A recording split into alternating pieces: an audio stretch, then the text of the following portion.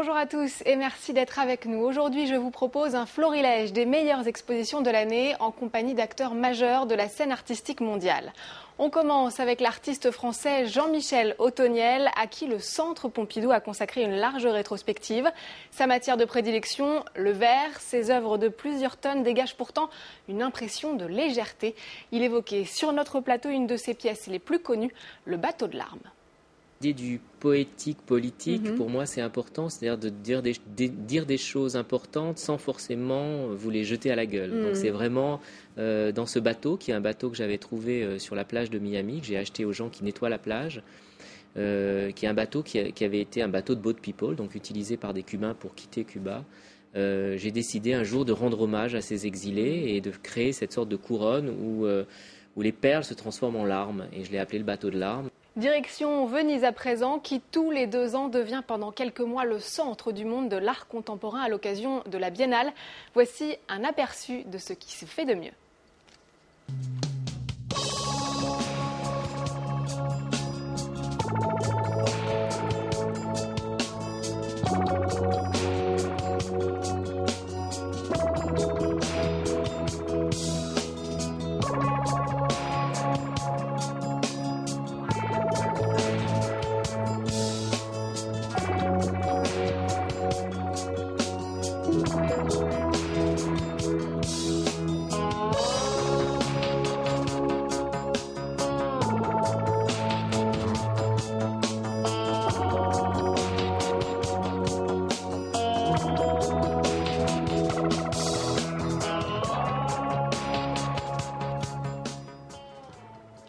Et pour cette 54e édition, 89 nations ont fait le déplacement avec leurs artistes. La France était représentée par un créateur hanté par la mort et le cycle de la vie, Christian Boltanski. Regardez.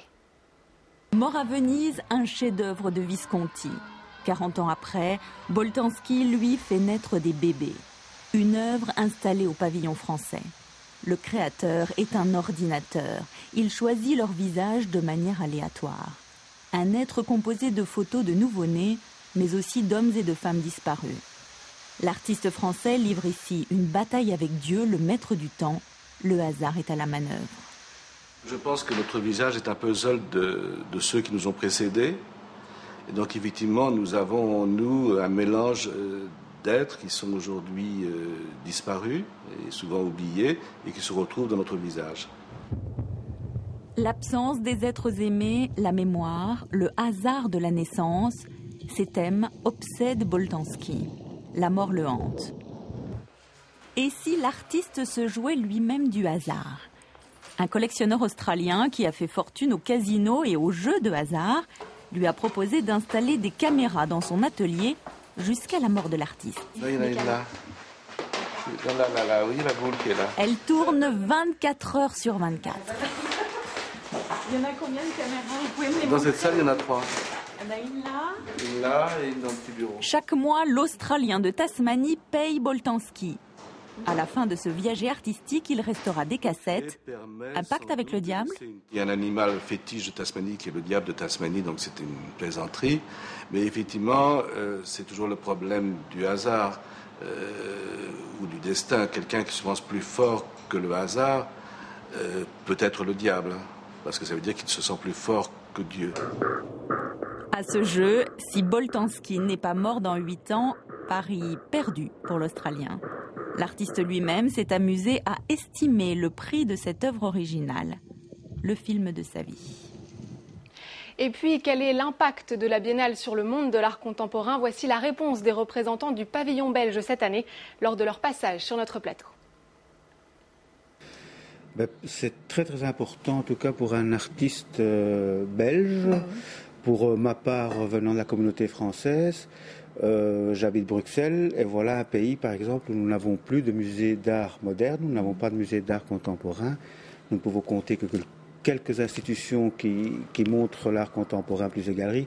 Donc la vitrine de la Biennale de Venise est très très importante en tant que telle déjà. Et puis après, le travail, évidemment, c'est très très important et la collaboration avec Luc Teumans. Retour en France avec l'un de ses dessinateurs les plus connus, Plantu. Il revenait avec nous sur l'origine d'une initiative à laquelle il participait, Cartooning for Peace, qui doit beaucoup à Kofi Annan. on se voyait avec Kofi Annan, il me disait ce serait bien que vous fassiez quelque chose sur la responsabilité des dessinateurs. Et là, on est en plein dans le cœur du sujet. Justement, à partir du moment où des gens vivent tellement mal le fait qu'on humilie leurs croyances, qu'on fasse un dessin qui critique les barbus, je sais pas moi, par exemple un dessin que j'ai fait sur le port du voile. Un dessin comme ça, évidemment, faut critiquer les intégristes, toute forme. Est-ce que pour autant il faut qu'on se fasse les croyants? C'est pas utile, puisque on peut se faire les fondamentalistes, tout ce qui est toute forme d'intolérance. Et puis leur style est immédiatement reconnaissable. À l'occasion de l'exposition Paris, Delhi, Bombay au Centre Pompidou, le duo Pierre et Gilles nous a rendu visite à France 24. L'occasion pour eux de revenir sur le lien si particulier qu'ils ont tissé avec l'Inde.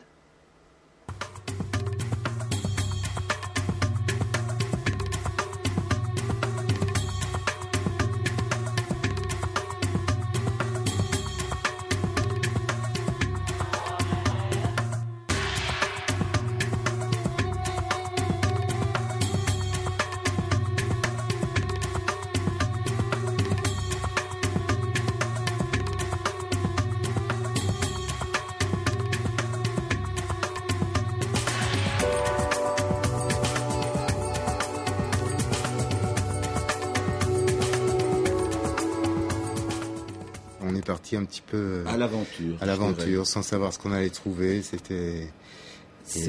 On connaissait l'Inde à travers les imageries. Il y a eu l'époque hippie où tout le monde partait en Inde, tout ça, mais en 79 c'était un peu fini et on savait pas ce qu'on allait découvrir. Et ce qui nous a beaucoup plu, c'est d'abord le cinéma indien qu'on connaissait pas du tout. Bollywood, on savait pas que ça existait. On a été fascinés par les films, les affiches. Les acteurs, la façon de bouger. Et vous avez jusqu'en septembre pour aller admirer les œuvres de Pierre et Gilles à l'exposition Paris, Delhi, Bombay à Beaubourg. En attendant, notre journaliste Anne-Sophie Pellegris vous en dévoile une partie.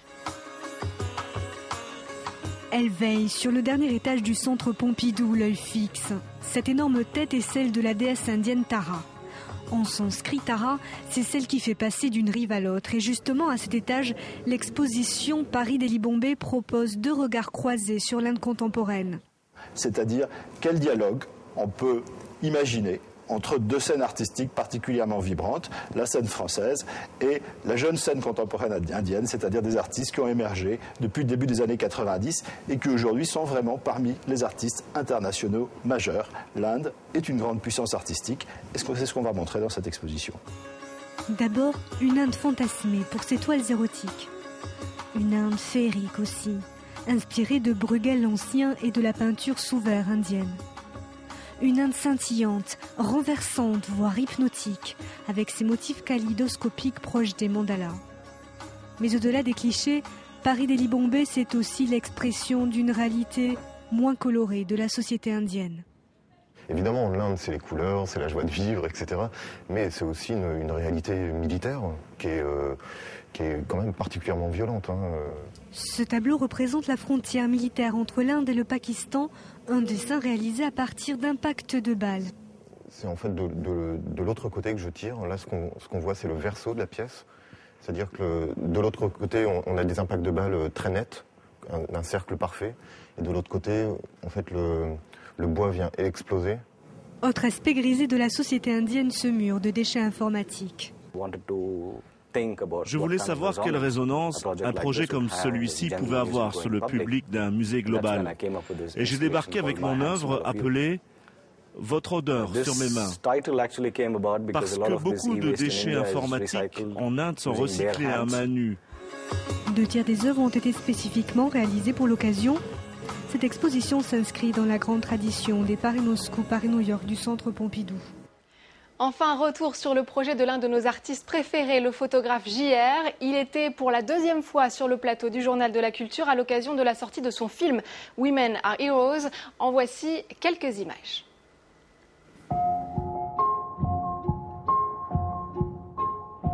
Eles matam. Nós sofremos muito. Nós sofremos muito. É difícil Uma mãe e é lixão catar o resto dos seus filhos. Dói a alma. I believe my life will change. I'll not remain the way I am. That is the strongest belief that I have. चाहे कुछ भी हो वो तो लड़ना है ही हमको अब झुकना नहीं है मतलब आगे झुकना नहीं है हम जिस हिम्मत से चले वही हमको करना है आगे Le projet Women Are Heroes était à l'origine une exposition photo, des posters collés en grand format aux quatre coins de la planète. Nous avons donc demandé à JR ce que le cinéma lui apportait de plus. Le cinéma permet de passer derrière l'image, en tout cas de montrer les différentes couches qu'il y a derrière ces photos, qui sont l'histoire de ces personnes, pourquoi elles acceptent, comment les gens réagissent dans la rue, comment les projets finalement sont montés. Et aujourd'hui, même si mes photos ont beaucoup voyagé, même si on a pu les voir à travers Internet ou la presse ou dans les livres, finalement, on ne sait pas toujours quelle histoire se cache, quelle motivation. C'est les coulisses un peu. Voilà, c'est les coulisses, mais à la fois c'est pas un making-of. J'ai décidé de le réaliser ce film pour ne pas être dedans. Donc c'est vraiment sur pourquoi ces femmes se réapproprient mon projet finalement pour leur propre cause et quel message elles ont à faire passer. Pourquoi les gens acceptent qu'un tel projet apparaisse sur leur mur. Et voilà, c'est la fin de cette émission. Merci à tous de nous avoir suivis. Vous pouvez la retrouver sur notre site internet ainsi que sur Twitter et Facebook. Je vous laisse sur quelques-unes des plus belles images de cette année d'exposition.